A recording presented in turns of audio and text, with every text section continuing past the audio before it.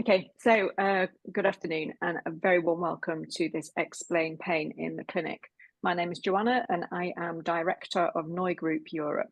And I'm joined this afternoon by my, sorry, I'm going to do this all the way through, by my very good friend and principal Noi teacher, Tim Beams. So good afternoon, Tim. Great to see you. Tim has been a Noi teacher for well over 15 years. He has taught literally hundreds of Explain Pain courses to thousands of clinicians all over the world. Tim is an active clinician himself, specialising in complex and persistent pain. And he is also founder of La Pub Scientifique, which is an online platform for clinicians to learn about the very latest developments in clinical practice and pain research directly from the researchers and pain specialists. If you want to go and check that out, Tim usually just drops the link into the chat. So if you don't mind, Tim, that would be great. Thank you. Tim is also co-author of the Graded Motor Imagery Handbook with David Butler and Lorimer Mosley. So for those of you who have attended these lives before, you'll know what to expect. But for anybody that is new, then these sessions are all about giving you a taste of Explain Pain and how to practically use it in the clinic. Now, some of you will have already done an Explain Pain course. And so for those of you, these live sessions will reinforce what you've already learned and expand on it. But if you're new to Explain Pain, this will give you an idea of what we cover in the core course. So just a couple of practical things before we start. Tim will be talking for about 20 minutes. If you have any questions, please put them in the Q&A or the chat, and we'll get to as many of them as we can. And if you want to watch the recording of the session, you can access it in either the Noigroup Clinical Discussion Group, which is our online community, and it is absolutely superb. We have about 2,500 clinicians in there now, and it's a great space to ask any clinical questions that you have. Our amazing David Bolton, who is in the audience today, who is always in the audience, might I add, is always in there just responding to people, answering questions, and also posting really, really lovely clinical scenarios, ideas, hints, tips, strategies to use with your patients. It's absolutely fantastic. So I would urge you to go and join that group if you're not already a member. I will pop the link for that in the chat in a minute. And then the library of all of the recordings of these sessions is in our Noigroup Clinical Discussion YouTube channel. So I'll pop the link to that as well. And I would urge you to subscribe to that because there's just so many of these sessions in there and we upload a new one every 2 weeks. So today, Tim is going to be talking to us about the drug cabinet in the body. And hey, Tim, what do we mean by the drug cabinet in the body? Thank you very much. Yeah, well, we've stolen this from Dave Butler's idea about the drug cabinet in the brain, haven't we, before?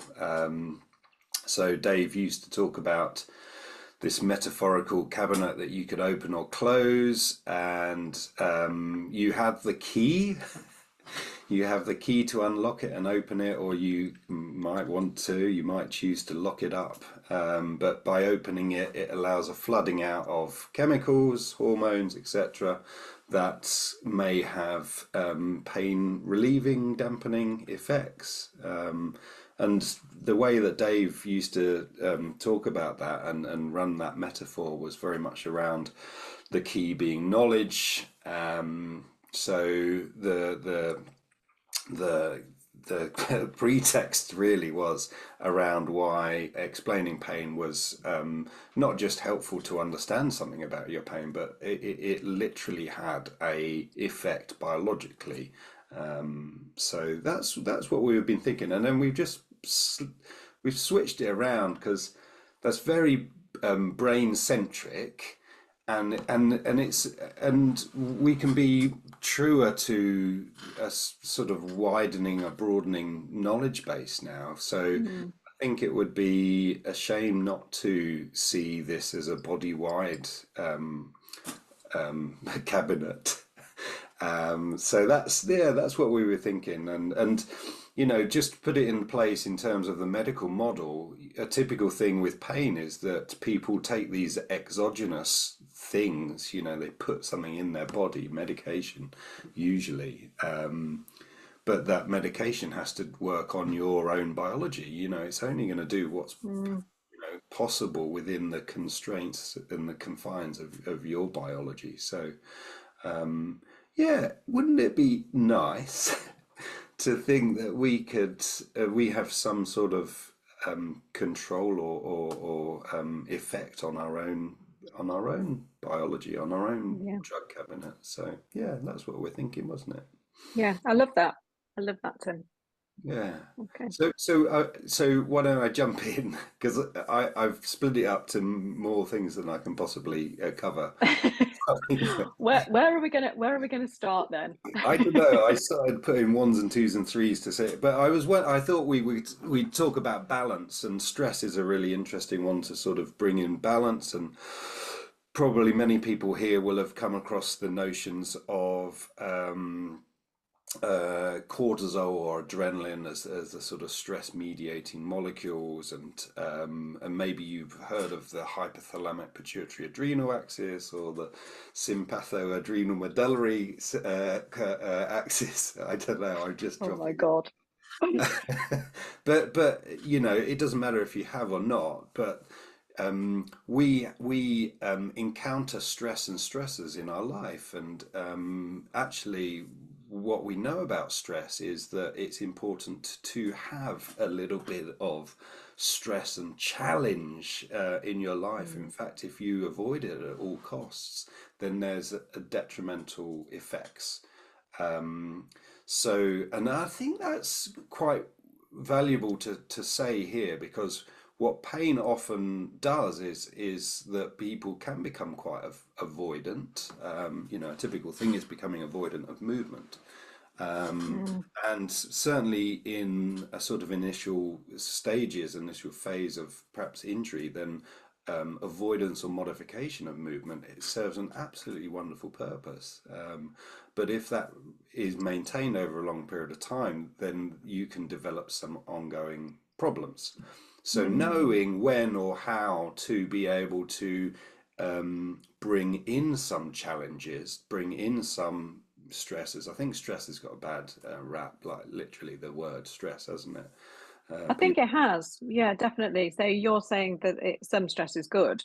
yeah, I think we've all been led to believe that we should avoid stress at all costs.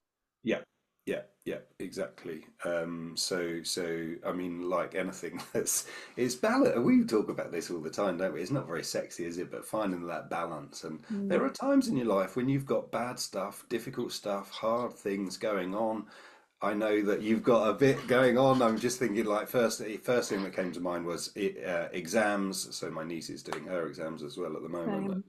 That is a stressor, but you get out of that, you get over that, and usually you bring your body,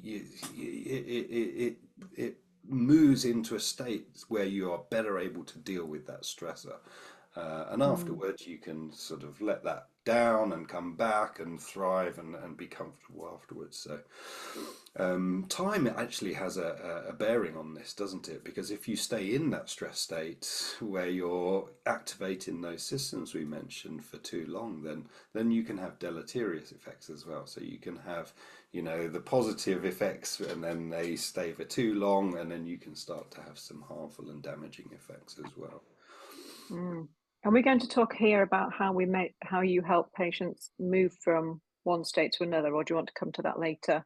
Yeah, well, I think the first thing is to just say, like, recognizing stress and stressors in our environment is one thing, and Mm. then and something that I work with a lot of people, just helping support them through a process as well, because you can't suddenly just get rid of some of those things that are going on in your life if they're pretty big, but you can learn to be able to sit with them, understand them for what they are and the effect that they might have on us, and realize that you might have other strategies that you can bring into your life that allow you to be able to cope better in those times as well. So if we were calling it our first point, stress Mm, and the effect that that has on our biology, I think is quite well known, but often is a negative, or seen as a negative thing.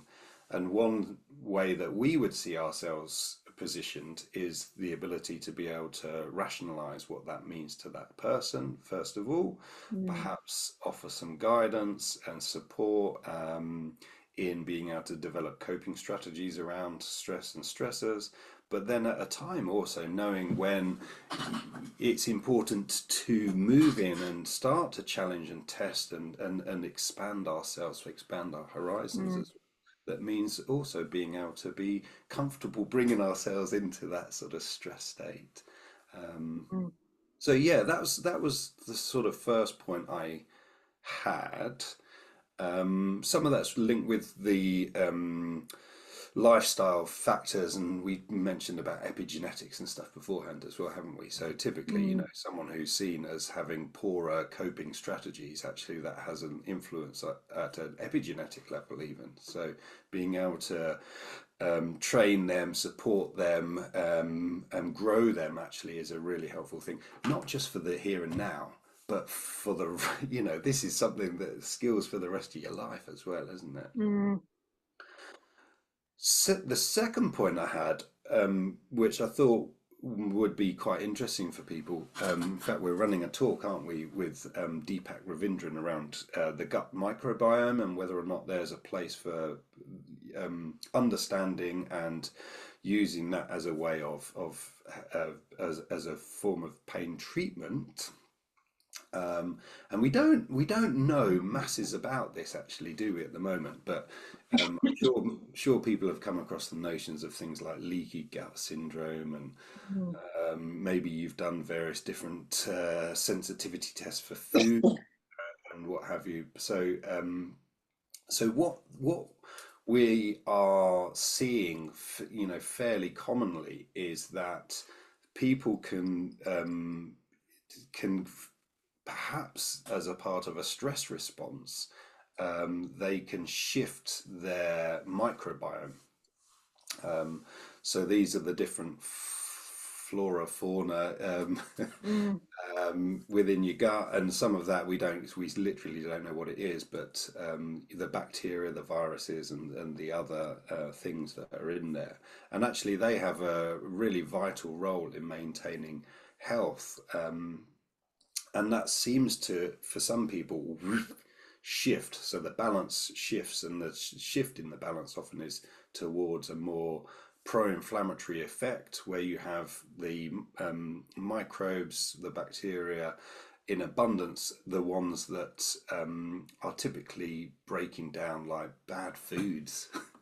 The sugary, fatty foods, and a part of what happens with this is that they stimulate more pro-inflammatory, pro-nociceptive effects. And there's some ideas around. You can think of where stress might come in here, and adjusting mm, sensitivities in your system, but of literally thinking about the types of things that you feed yourself as well, the drinks that you consume, the foods that you consume. And there's a little push now at the moment, isn't there, to understand what they might be. Um, because there will be some people who are quite responsive and reactive and sensitive to alcohol, coffee, mm, sugary snacks and drinks and spicy foods, but not everybody, and it's not the same for each one to have that selection. And there's work going on at the moment looking at how we can start to repopulate and rebalance the microbiome as well. So the the appreciation that there are foods that have prebiotic effects and postbiotic effects, and that actually we need a contribution of some of these foods in our diet. Can I ask a question here? So if some of your the foods that you eat Mm. are inflammatory, are there ones that are anti-inflammatory? are there things that people can eat that actually counter that effect, or is it a question of just stopping eating the bad stuff? Um, it's a really good question, isn't it? Because I think it's just being too crude about something being pro-inflammatory versus anti-inflammatory. And I think that you're more likely to be in a more pro-inflammatory phase at certain times in our life, like when you've when you're unwell or when Yeah, you've got a lot of stress that you're dealing with at that time. So it's more that the balance is shifted across. But I don't know. I need to find out. yeah. Okay. I need to Well, find out. actually, I mean, maybe Deepak will talk about Yeah. that. Maybe he will in that session. But um, Yeah, and I think there's times when you have to moderate what you are drinking or you're eating or the time. So it might be things like the window within which you're eating as well that might be important. mm, Whether and how close to bedtime you eat, and there's a number of different factors within that are more than just what you put into your body.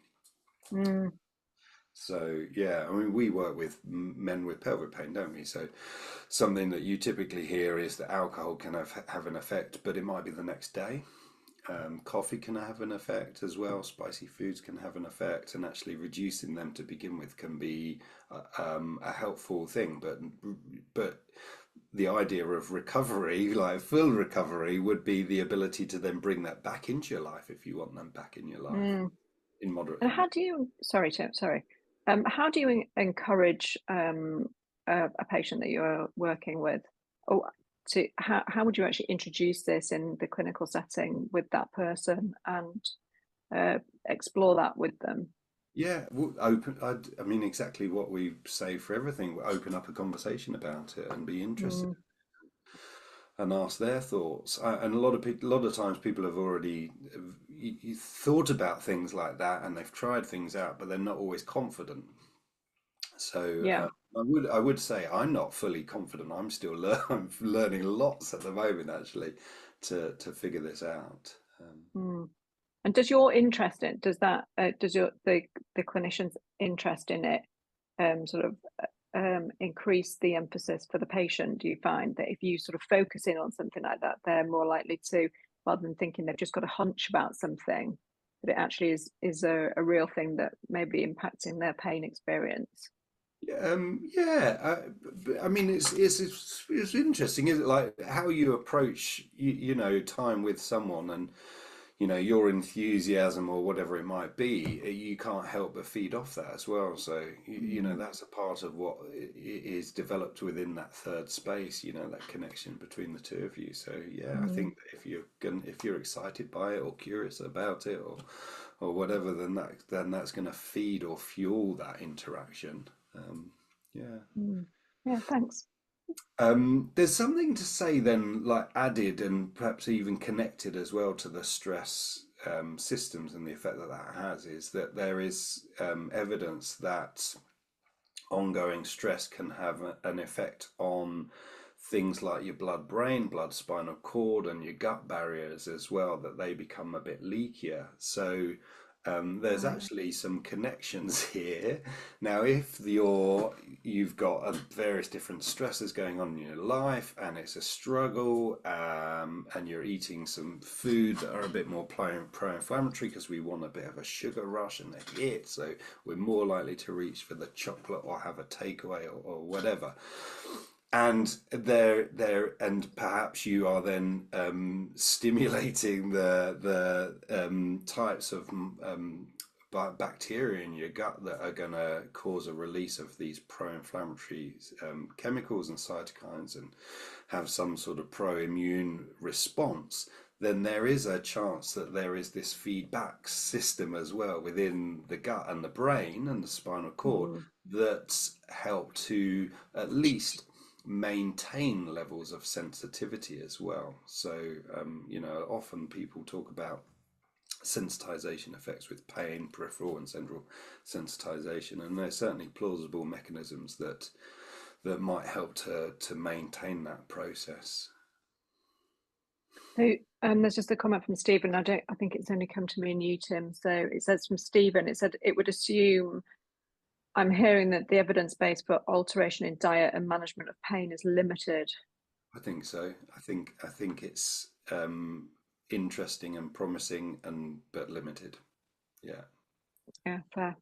But you can see how the impact that changing diet might have on things like weight and weight management, and actually and there's another area we don't know an awful lot about, which is about things like your fat cells and the cells within the epidermis that have immune-like properties that seem to have some effect on a neuroinflammatory response, kind of what we've Mm, just been talking about as well. So you can sort of see the plausibility that by taking yourself through a healthy eating program, that might have effects on you from a sensitization point of view, might help you sleep. Digestion, how often do we hear people who have pain having things like, or being diagnosed with irritable bowel syndrome, or mm, having like bladder and bowel problems, so they might have urgency, for instance. So, yeah, I mm. mean, I think you could see the links, but I think it's a little bit early. Yeah, I think Deepak will delve into a lot of that, won't he? It'll be a very interesting. I have dropped the link for that, folks, into the chat if you're interested in looking Yeah. at more about that in a lot more depth. Um, okay, thanks, Tim. I'm just mindful of time here because I know that you're literally on Yeah. Well, a let's schedule. let's do the third one, which I broadly called expectation and reward effects. And most people will be familiar with the idea of dopamine and opioids. Um, so something that we see, and particularly the nocebo and placebo literature have explored this in quite a lot of detail about the Mm, mechanisms behind what is at play in when someone has a positive expectation about a response, but something that it looks like it's important for us to do. I mean, first of all, the generation of pain is that people can become fearful. Um, and then create an association of fear with a particular activity or movement or place or person or whatever. So being able to find ways of down regulating, of shifting that mm, fear associated with that, can be really important. The other side would be the ability to be able to bring in a sense of safety as well. So we've talked about DIMS and SIMS obviously a lot in the past, but being able to turn down the level of fear associated and turn up the feeling of safety in someone's environment has a lot to do with the perception of threat and reward. So being able to understand and educate around and make sense of together the different threats in your environment might be really helpful, and knowing when you've got a little bit of control on them and turning the dial down, and then being able to find ways of turning the dial up on the safety, and not just mm, turn the dial up on the safety, but also find ways of creating some success and reward yourself for that success.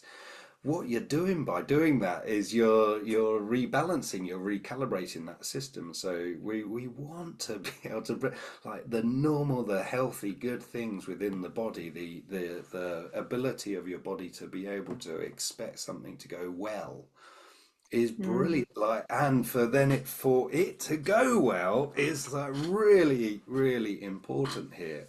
mm. And we're going to recruit in a good way the dopaminergic system, and that's like, so actually setting yourself out to succeed, and being able to acknowledge when that's happened, and even to revisit it as well and notice how it makes you feel might be really valuable in being able to shift some of those expectations relating to pain.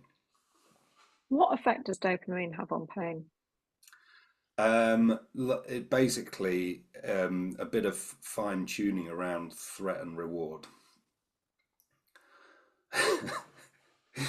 So on one level you can tune yourself into the threat, and on another level we could tune ourselves into the reward. And we often think about dopamine with reward and addiction behaviors and things like that, that you're looking for the hit, aren't you, or the win. Mm, And actually that's not always bad. uh, some of that actually might be a really good thing for us to bring back thriving and health and well-being within our lives, to be excited to do something in a way that we haven't been able to do for a while. okay, cool. That's great. We are gonna have to draw to an end there, Tim. Do you need to just summarize a bit?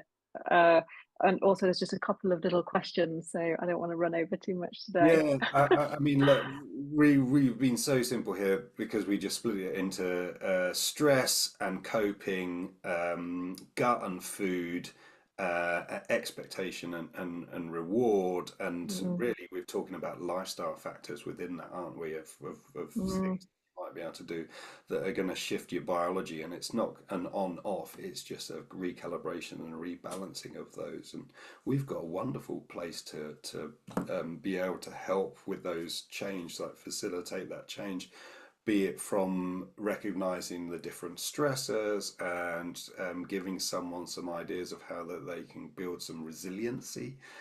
mm, And maybe it's about partly acceptance of a process as well, and being comfortable that you're in the right process. Recognizing the role that food and diet might have.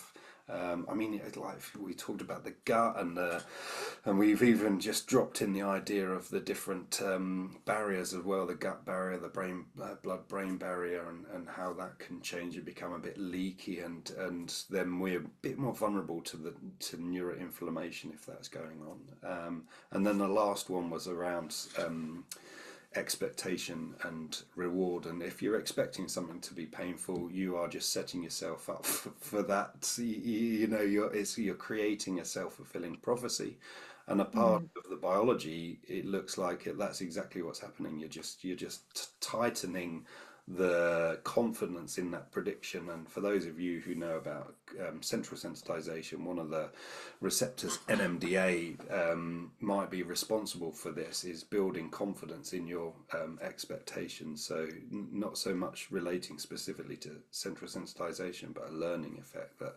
you're learning to associate something with being harmful or negative or bad, and it makes sense that we just we yeah. avoid, and therefore it's important to find ways of creating new expectations, getting new evidence of reward and success, so that we can shift and we can start coming up with new, healthier, hopefully less pain expectations in the future. And then there's a few areas that we didn't look at because if we really wanted to look at different bodily systems, I mean, we could have gone into a number of different areas, but it would be really interesting to see. So I don't know how powerful some of what we're talking about is for each one of us. We didn't really talk about movement and exercise and activity, but Mm, literal biology, like what is going on within your tissues, can shift and change, and but we don't know how true that is for everybody. So the type of, for instance, macrophages expressed in your muscles change when you've had pain for a long period of time, and for some people actually re-engaging in exercises is exactly what is needed in them to shift that back. But in that process it might be uncomfortable or painful, but that will change over a period of time. For some people, though, we know that exercise and movement unfortunately remains painful over a period, even when they do that, and that's something that we're still trying to learn about. is that maybe the subject for another live, Tim? Could be. What is the evidence for macrophage changes in muscle? Asks Stephen Hull. Should we Oh, answer that another time? another time, but check out Kathleen Sluker's work, would be a good start. Yeah. Did you get that, Stephen? Kathleen Sluker. She actually was a guest that they had on the Pod Scientifique previously, and she did a whole 2 hours, I think, on exercise and pain. Kathleen Sluker. Yeah. She's a professor, I think. Okay. I hope that's okay. Thank you everybody for all your contributions today and all the comments and questions in the chat. I'm sorry we didn't quite get a chance to get to every single thing today, but just very quickly to wrap up here. So Tim talks about this stuff in more depth and detail and breadth in the Explain Pain course. If anybody hasn't done the course and is interested in doing an online course with Tim, his next one is coming up in May, and you'll receive the link to that course in the after show notes. So Tim, could you just say a couple of words about the Explain Pain course and what people tend to get out of it? They become superheroes. They do. Yeah. It pulls all of these sessions together in a way that enables you to go back into the clinic and implement this with your patients. It's a very experiential course with Tim. You do a lot of the practice, and it's less about PowerPoints and much more about actually experiential learning. So if you are interested in pulling all of these lives together in a way that actually enables you to go back into the clinic and apply these directly with your patients, we would recommend you do the Explain Pain course. So once again, thank you so much to everybody for joining live. It's wonderful to have you, and we'll be back after Easter. And we look forward to seeing you then, hopefully. So we wish you all a lovely Easter. Hopefully you'll have a nice relaxing few days off, and take care, and we'll see you on the other side. Thanks very much.